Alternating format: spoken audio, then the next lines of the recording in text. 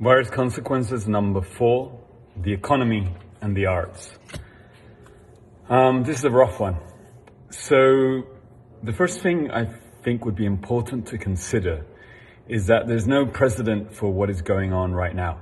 The economy has grinded down to a halt, and none of my economist friends that are in high positions of power in a variety of banks and big investment firms has ever seen anything like it, nor do any of their models have any way of replicating how this will function.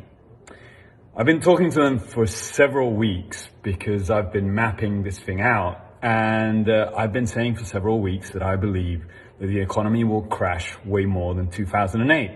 And they tell me, Sebastian, you're an artist, you don't get it.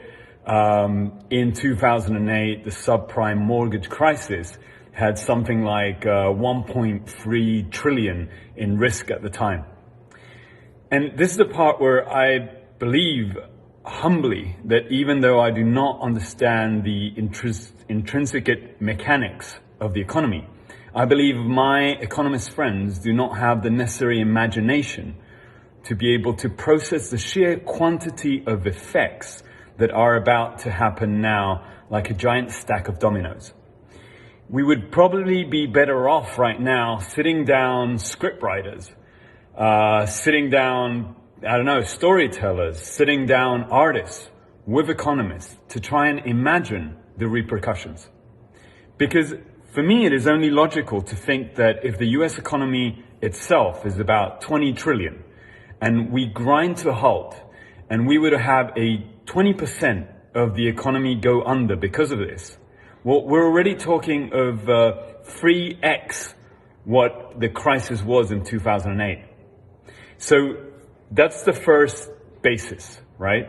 It's a very, very scary process, and I believe just like people were unaware of the virus and its repercussions 2 weeks ago, economists are still unaware of what's actually going to happen in terms of the impact of the virus and the quarantine and the whole disruption in every single aspect of our lives, just because we don't have a model and they don't have the imagination and the capacity to process all this info.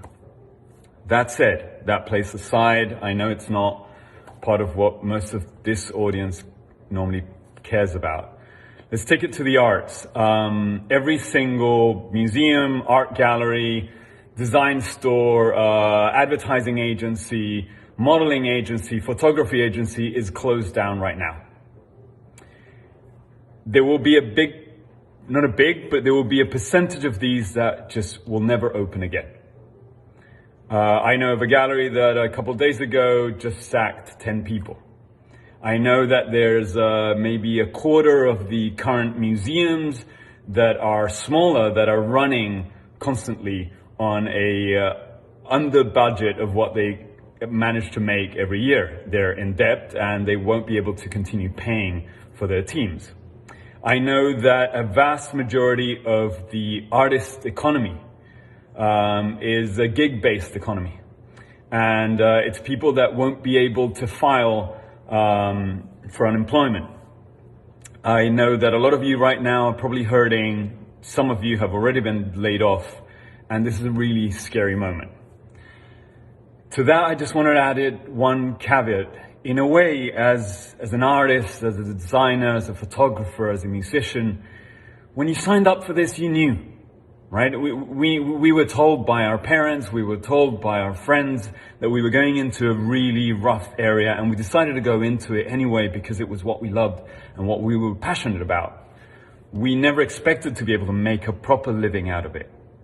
And so I feel that in a way, within our precarity, we've always been living in a more or less a sense of quarantine.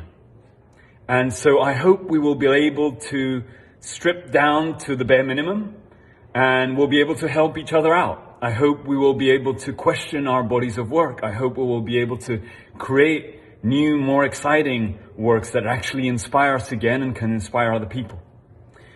I believe a big part of the companies, collectors, buyers that have a lot of wealth will continue buying after they pass this first shock Everyone is scared shitless right now and extremely shocked.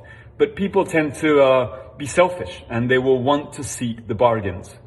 If, as an artist, as a photographer, as a model, you're willing to take your rates down right now, you should. You shouldn't have an ego about it. You shouldn't have an ego about asking for help. We should reach out to those who have supported us before and not ask, but hopefully offer something. Offer an opportunity that is amazing to them. Because right now, whoever has wealth, whoever has disposable income is being hit up by everyone. So don't ask them for something. Don't ask them for help. Offer them something amazing that they can't say no to. And then I would keep a couple more things in mind. The quarantine is going to be tough, but it's going to tire everyone down. And we will need of people. We will need to be inspired. We will need to see other things. So as an artist, as a gallerist, what I would recommend is that you start setting up some sort of a online account where people can log in to go visit your studio, go visit your gallery. Not right now, obviously, but maybe 2-3 months from now, when things are a little more tranquil, where you can provide an access to your gallery space where a potential buyer doesn't need to touch any handle, touch anything. Where it's a single person with a mask that hopefully is your best storyteller, your most charming salesperson, who can showcase incredible works that maybe have been fabricated during quarantine. Fresh, new, exciting, amazing works that come with these new stories, that come with these new visions. I also believe that now that we're all hunkered down, everyone is looking around at their homes, and that couch that you used to hate but always postpone replacing, now you hate more than ever. That space where you wanted a painting, well, you're reminded all the time that you wanted that. And so on. I think people will come out of these several months with a real urge to want to refix their spaces. They will get rid of a lot of stuff, Marie Kondo style, that they weren't passionate about, but they will also want new things. And this is the part where it goes back to qualitative. I think we will get rid of a lot of crap that was superficial and was just trendy, and we will want real ideas. We will want real love, real passion, real beauty, real talent. This is the moment that you can make that. This is the moment that we should be pouring into that. It's the moment to create, to look after other people, to be creative. I think this could be really helpful despite how scary it is. I think all of you creative people have been in scary positions before. Let's help each other out. It's all going to be fine. A big hug from Anita and I. Have a great weekend.